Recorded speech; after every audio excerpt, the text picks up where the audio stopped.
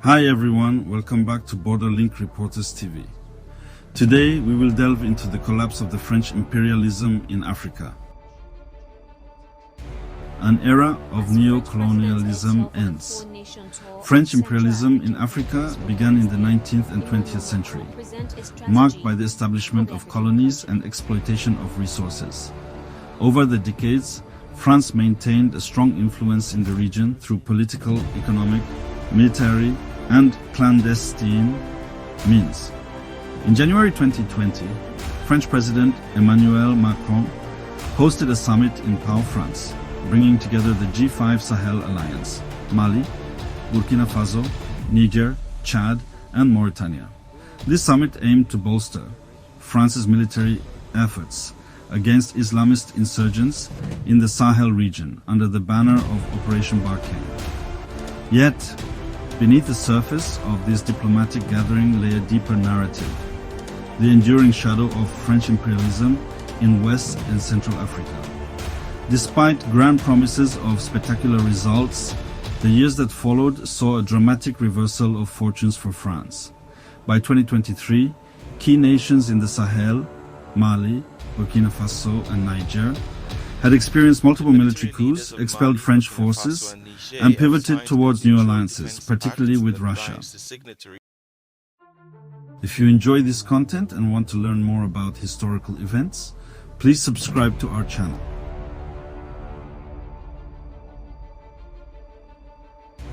French imperialism in Africa dates back to the late 19th and early 20th centuries, when European powers scrambled for control over the continent. A century of control. By the mid-20th century, France had colonized 29 African countries, exercising control through military force, economic domination, and political influence.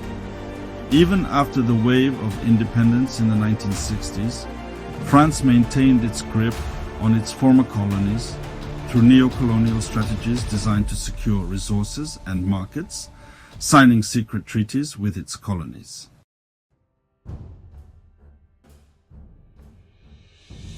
One of the most insidious tools of French control was the establishment of the CFA franc, Economic Mechanisms of Control, a colonial currency introduced in 1945.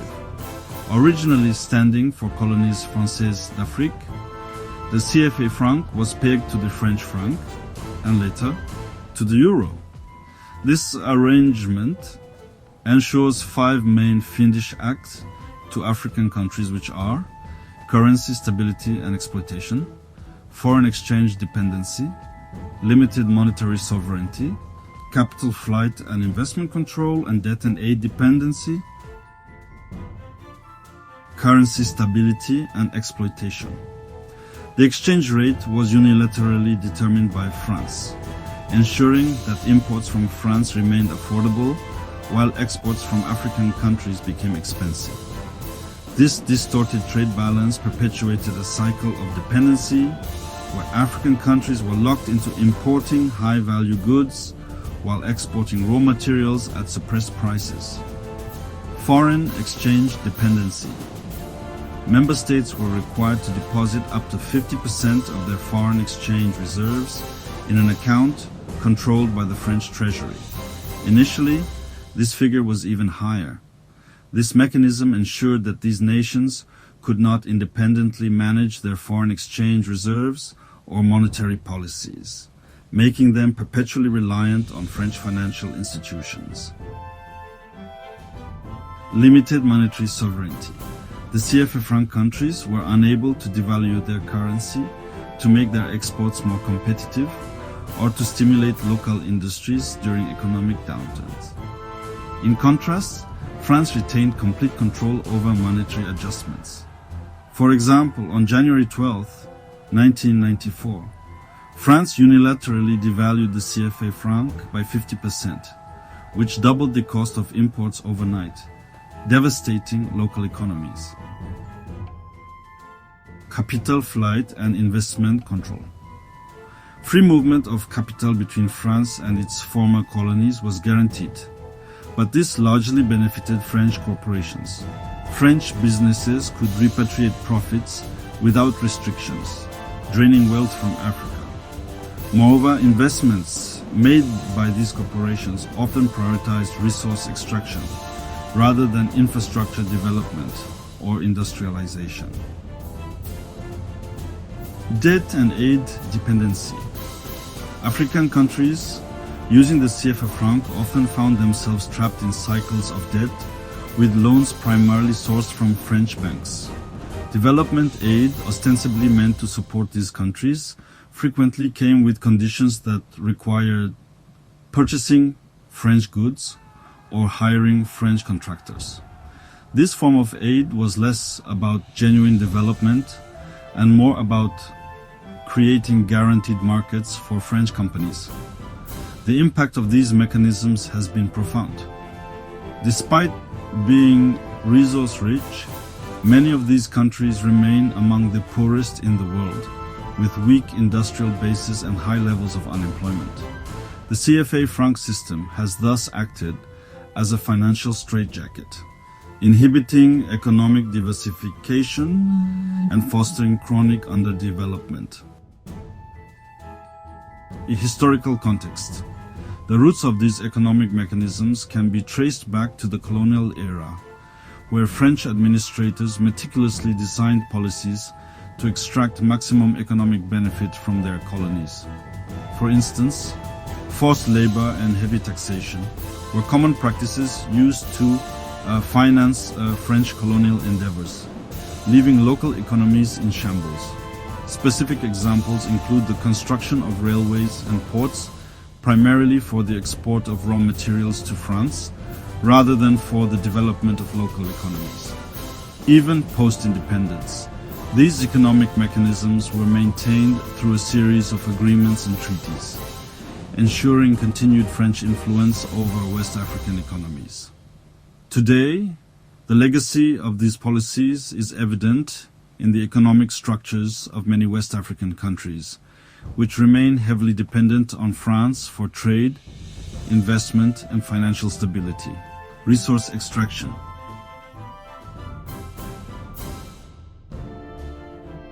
France's neo-colonial strategy also extended to resource control. Niger, for example, supplies over 30% of the uranium used in French nuclear power plants. Despite this, Niger remains one of the poorest countries in the world. French monopolies, such as Orano, formerly Areva, operate uranium mines with little regard for local environmental or health concerns. Treaties signed during the post-independence period ensured France's right of first refusal on resource exploitation, effectively locking these nations into exploitative arrangements. Additionally, resource extraction industries in former colonies have often operated without stringent regulations. This has led to significant environmental degradation and health crises among local populations. For instance, in Niger, communities living near uranium mines suffer from higher rates of cancer and other illnesses, while workers often face unsafe conditions without proper compensation or healthcare provisions.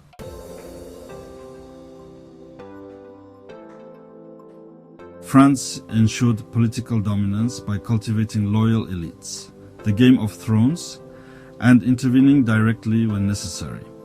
Cooperation agreements signed upon independence granted France extensive influence over defense, foreign policy, and resource management. Leaders who attempted to break free from French influence often met with swift retribution. During the colonial period, France groomed a local elite that could serve its interests post-independence. Leaders like Félix Houphouët-Boigny of Côte d'Ivoire, also known as Ivory Coast, were rewarded with power in exchange for their loyalty to France. These client regimes ensured that French corporations retained preferential access to resources and markets. Upon granting formal independence, France signed a series of cooperation agreements with its former colonies. These agreements covered military assistance, economic collaboration, and cultural ties. While presented as mutually beneficial, they effectively allowed France to maintain a colonial grip on these nations. For instance, French military bases were established in key locations, allowing rapid intervention in case of political instability or threats to French interests. When client regimes face internal dissent or threats, France often intervened militarily to protect its interests. In Chad, for example, French forces have been involved in supporting the government against various rebel groups since the 1980s. More recently, in the Central African Republic, France launched Operation Sangaris in 2013, ostensibly to prevent a humanitarian crisis, but primarily to safeguard its influence. Many of France's client regimes were authoritarian, with leaders staying in power for decades. Omar Bongo of Gabon ruled from 1967 until his death in 2009 with unwavering French support, and Paul Biya of Cameroon has been in power since 1982 till present 2025. These regimes, while politically stable, were often marked by corruption, human rights abuses, and economic stagnation. Leaders who opposed French influence often faced coups or assassinations. The case of Thomas Sankara, who led a revolutionary government in Burkina Faso, is a stark example. Sankara's policies of nationalization, self-reliance, and debt repudiation made him a target. In 1987, he was overthrown and killed in a coup widely believed to have been backed by France. France maintained its influence through a network of corruption and patronage. African leaders who cooperated with French interests were often rewarded with personal wealth and political support. Development aid and loans were frequently tied to the purchase of French goods or the hiring of French companies, ensuring that aid money flowed back to France. This web of political manipulation ensured that even after formal independence, former colonies remained tethered to France, economically, politically, and militarily. The result was a form of neo-colonialism that stifled genuine development and political autonomy, a region of revolt.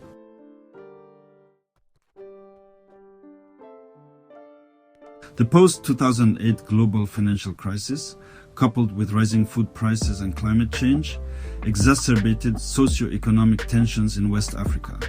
The Arab Spring of 2011 inspired mass protests across the continent, signaling a growing dissatisfaction with the status quo.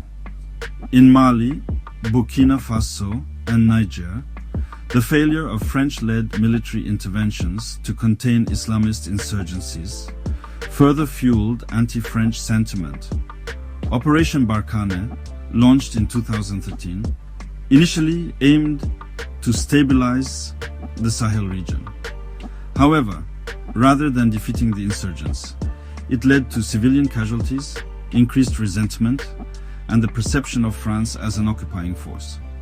Between 2020 and 2023, West Africa witnessed a wave of military coups driven by popular discontent.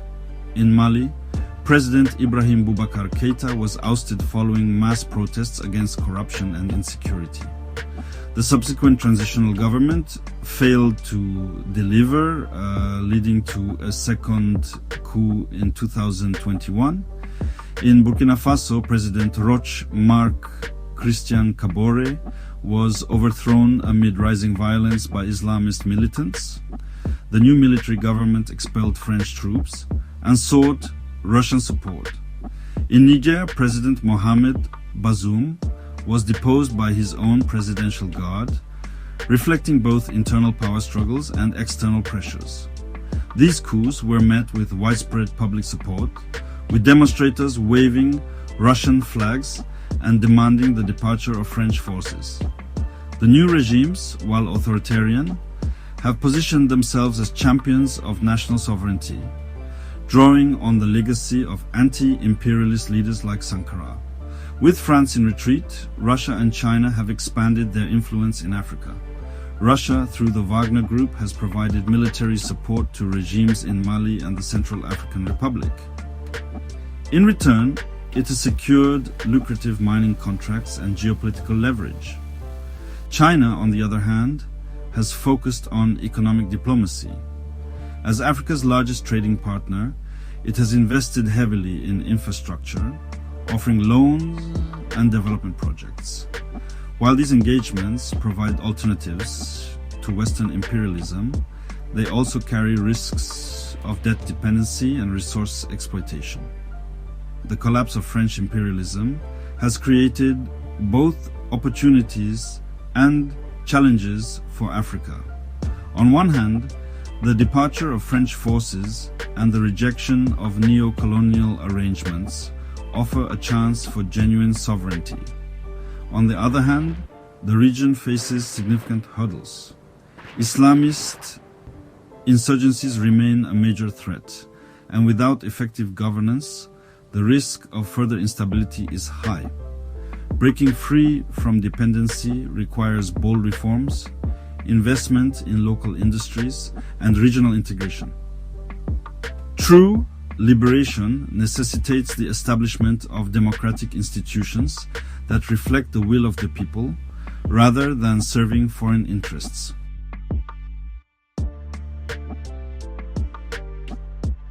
The collapse of French imperialism in Africa marks a historic turning point towards a new era of sovereignty. However, true liberation requires more than the expulsion of foreign powers. It demands a comprehensive transformation of the socio-economic and political systems that have perpetuated dependency and underdevelopment. The path forward lies in the hands of the African people. Inspired by the legacy of leaders like Thomas Sankara and fueled by a spirit of anti-imperialism, they have the potential to build a future rooted in sovereignty, unity, and prosperity. Yet this revolution cannot be achieved in isolation. It requires solidarity among African nations and support from progressive forces worldwide. My question is, why are the Europeans and Americans, who claim to be the custodians of human rights, allow France to continue its barbaric and clandestine activities in Africa, stealing Africa's wealth and keeping the people in abject poverty? Also, if Africa was that poor, as the West claim, what are they doing in a poor continent? The West talk and preach about democracy, but they themselves planned and make constitutional coups to serve their interests in Africa. They talk and preach about human rights, but they decimate population in Africa. It's time for Africa to wake up and fight against Western imperialism.